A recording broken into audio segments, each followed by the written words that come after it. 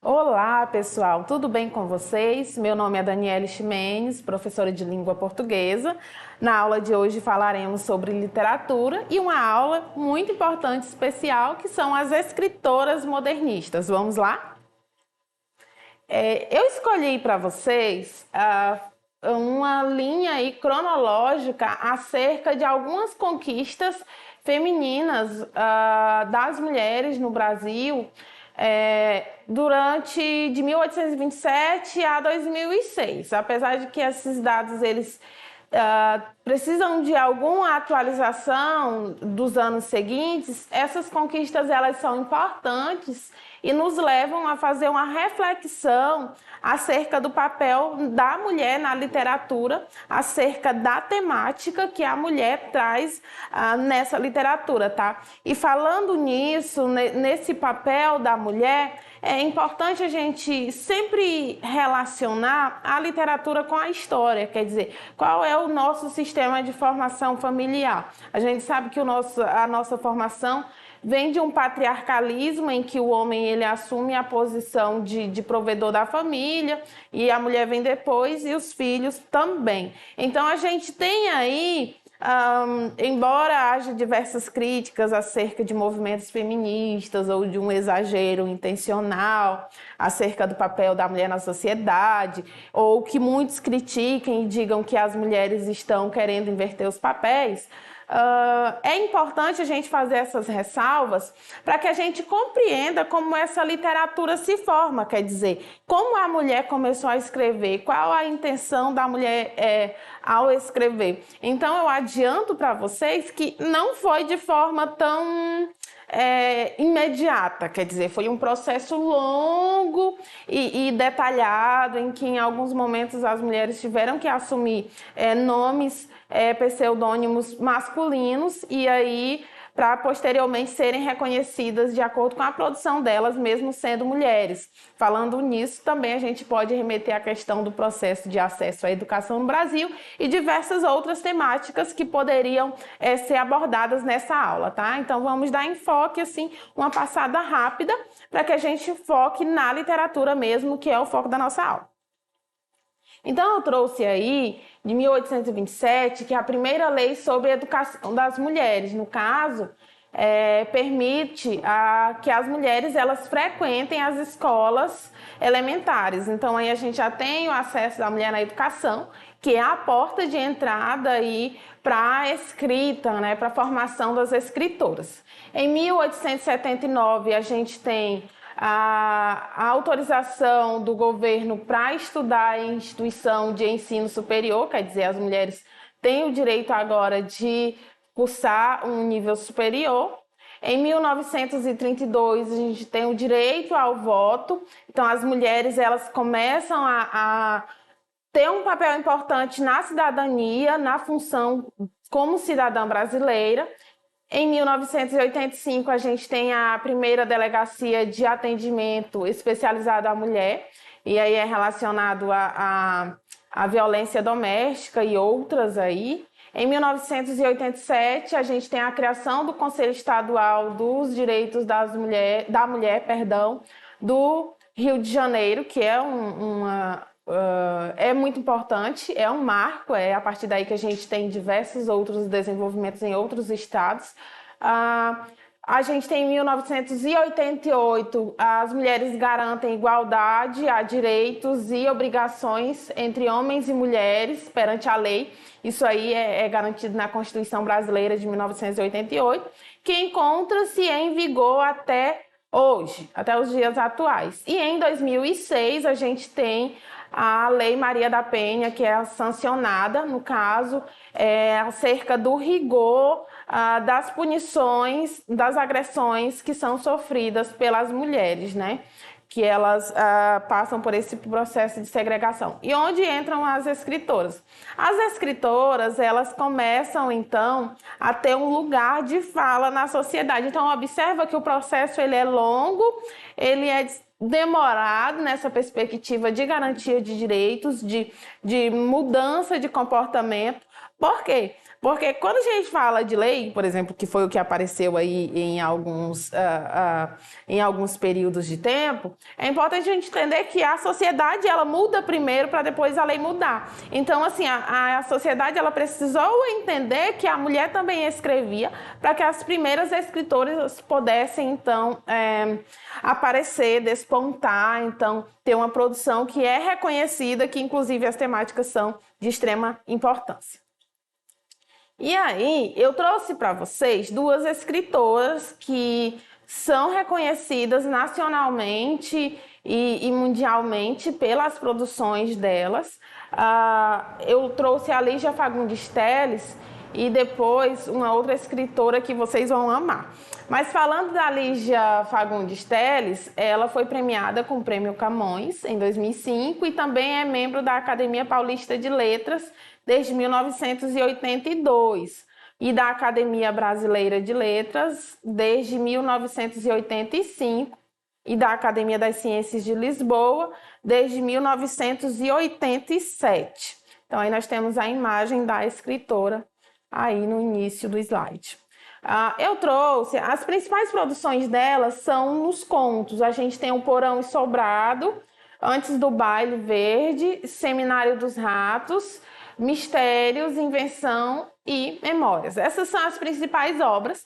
O que é interessante que se deve observar acerca da produção dessa escritora é que ela traz aí um conto, uma produção, um romance mais, como eu poderia dizer, ele é mais intimista, quer dizer, ele é mais psicológico, trata dos sentimentos, das emoções aí dos personagens, que são bem detalhados, tá? E aí, falando em romances, eu trouxe uma lista de romances que foram publicados por ela e que também são reconhecidos.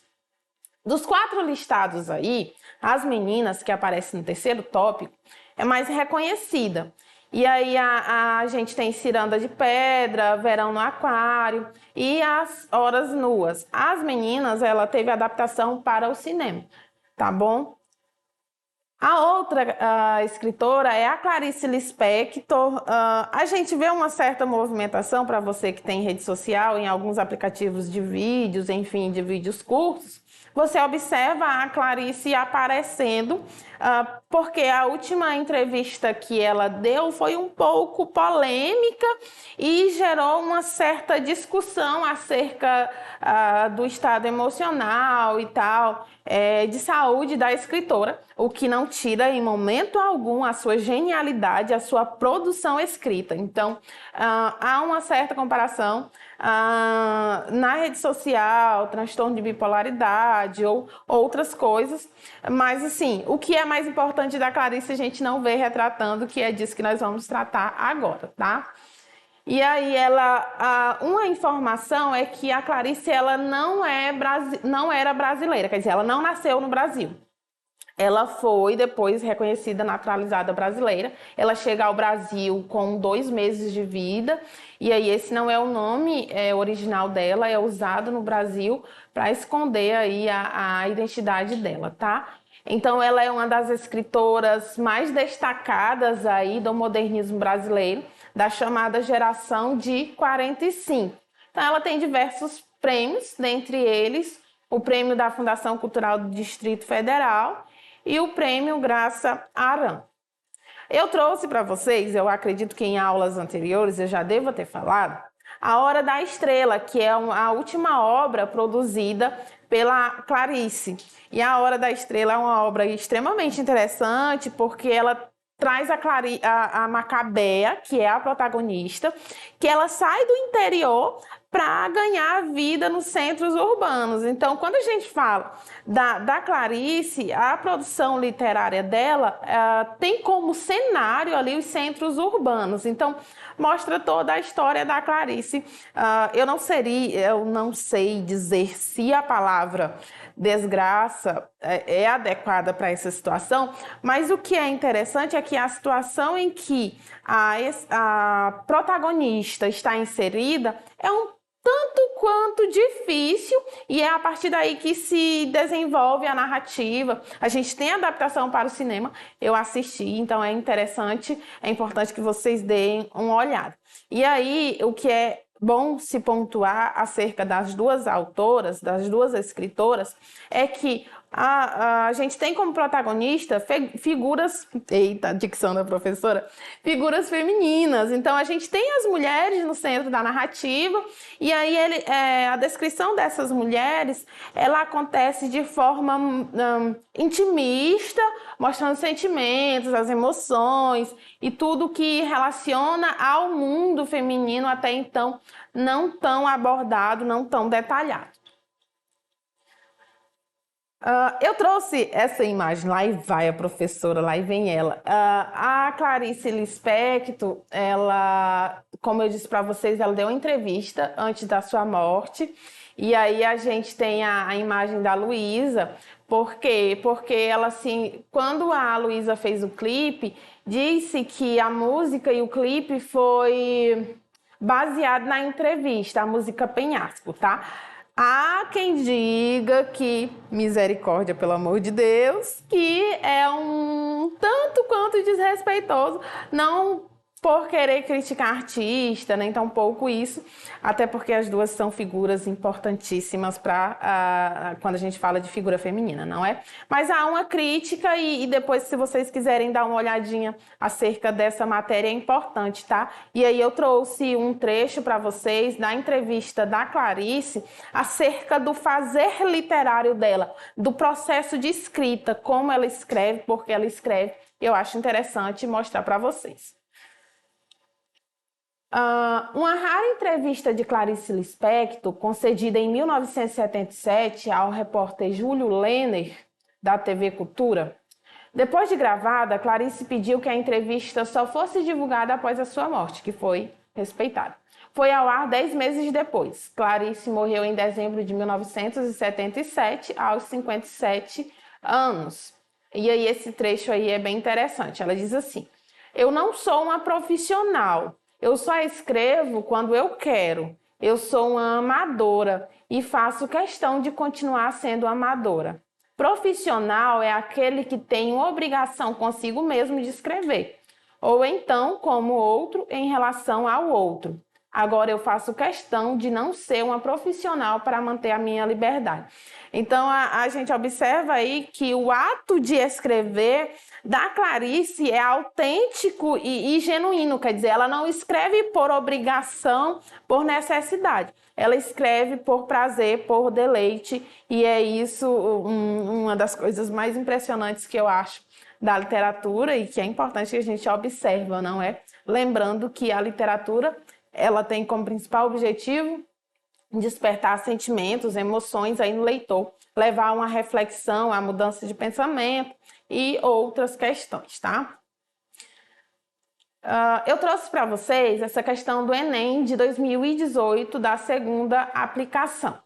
O texto é um pouco longo, mas tenham paciência. Quando a gente fala de Enem, pessoal, quando nós falamos de Enem, os textos eles são longos e muitos candidatos reclamam porque eles tendem a ser cansativos e que é mais difícil a resolução. Mas quando nós falamos de literatura, é isso, tá? Então o texto é um pouquinho longo, mas é tranquilo, é legal. Fica comigo. Vamos lá. Ela parecia pedir socorro contra o que, de algum modo, involuntariamente dissera. E ele, com os olhos miúdos, quis que ela não fugisse e falou: "Repita o que você disse, Lore." "Não sei mais." "Mas eu sei, eu vou saber sempre. Você literalmente disse: um dia será o mundo com a sua impersonalidade soberba, versus a minha extrema individualidade de pessoa, mas seremos um só. Sim, Lori estava suavemente espantada. Então isso era a felicidade. De início se sentiu vazia. Depois seus olhos ficaram úmidos. Era a felicidade. Mas como sou mortal, como o amor pelo mundo me transcende. O amor pela vida mortal a assassinava docemente aos poucos. E o que é que eu faço? Que faço da felicidade? Que faço dessa paz estranha e aguda que já está começando a me doer como uma angústia, como um grande silêncio de espaços? A quem dou a minha felicidade, já que está começando a me rasgar um pouco e me assusta? Não, não quero ser feliz. Prefiro a mediocridade. Há milhares de pessoas que não têm coragem de pelo menos prolongar-se um pouco mais nessa coisa desconhecida que é sentir-se feliz e preferem a mediocridade. Ela se despediu de Ulisses quase correndo. Ele era o perigo. Clarice Lispector, Uma Aprendiz ou O Livro dos Prazeres. Lindo texto, não é? Vamos à nossa questão. A obra de Clarice Lispector alcança forte expressividade em razão de determinadas soluções narrativas. No fragmento, o processo que leva a essa expressividade fundamenta-se no letra A, desencontro estabelecido no diálogo do par amoroso. Letra B, afastamento da voz narrativa em relação aos dramas existenciais. A gente tem aí um drama existencial. Por quê? Porque a personagem, ela começa a questionar o fato da felicidade dela. Então, a gente não tem esse afastamento, a gente tem essa aproximação, tá? Letra C, exercício de análise filosófica conduzido pelo narrador. Na verdade, a gente tem, de certa forma, uma filosofia aí, mas não é um exercício de análise conduzido pelo narrador, levando em consideração a participação da personagem aí na narrativa. Letra D. Discurso fragmentado como reflexo de traumas psicológicos. Não seria essa, não é um discurso fragmentado. E aí a gente não observa se tem traumas psicológicos, a gente não pode dizer isso com apenas um trecho. E letra E ou E, registro do processo de autoconhecimento da personagem. Essa aqui é a nossa assertiva, quer dizer, ela ainda está nesse processo de autoconhecimento, de como ela se enxerga, de como ela se vê, tá? E aí, pessoal, é importante a gente lembrar e aí frisar que eu falei anteriormente, lá no início da aula, se você está esperto, você vai lembrar que quando nós falamos das duas escritoras, da Clarice e da Lígia, a gente tem uma característica específica que é comum às duas, tá? Elas mostram a figura feminina, a personagem feminina, trazendo um romance aí, uma produção intimista, uma produção em que eu mostro o sentimento, assim, as minúcias relacionadas a essas personagens. E aí, o que é interessante também de se observar nessa produção é que a maioria dos temas ali abordados, apesar de serem não antigos quando a gente se fala de literatura, mas bem modernos, afinal são obras modernistas, a gente tem aí uma produção, como eu poderia dizer, uma produção mais universal, quer dizer, que os temas são atuais. Eu consigo trazer aquela produção que foi escrita há, sei lá, 10, 20 ou 30 anos, para os dias atuais e elas perfeitamente, elas levam a uma reflexão perfeitamente, uma vez que o leitor, ele se familiariza, ele se acha ali dentro daquela produção, tá? Então, pessoal, por hoje é só, a nossa aula fica por aqui. Se você quer conhecer mais sobre outras escritoras modernistas, já mencionadas em aulas anteriores, acesse a nossa plataforma, assiste o vídeo, pausa, anota aí direitinho, tá bom? Até a próxima!